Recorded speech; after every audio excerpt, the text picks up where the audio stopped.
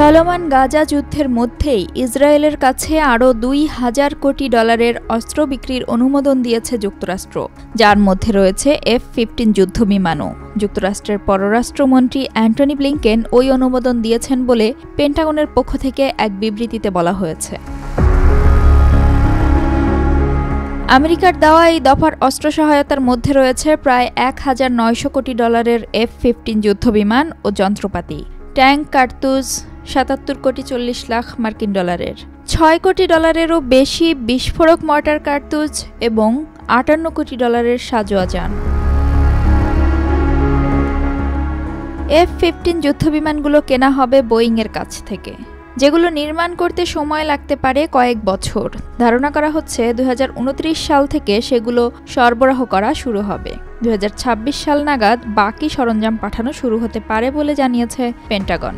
তবে বিশেষজ্ঞরা বলছেন 2026 সালের আগেও কিছু অস্ত্রের চালান পাঠানো শুরু হতে পারে।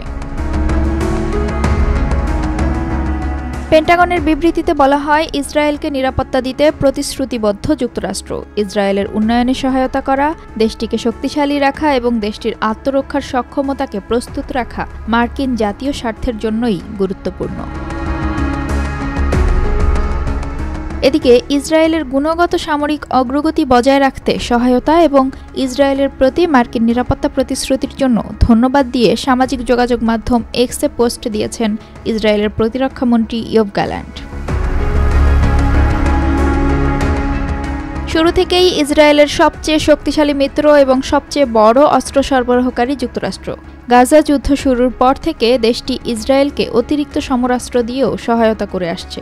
সেই অস্ত্রই গাজা যুদ্ধে ব্যবহার করছে ইসরায়েলি সেনারা। একদিকে গাজায় যুদ্ধবিরতির উদ্যোগ নেওয়া এবং অন্যদিকে ইসরায়েলকে অস্ত্র দেওয়ার কারণে আন্তর্জাতিক অঙ্গনে বেশ সমালোচিতও হচ্ছে যুক্তরাষ্ট্র।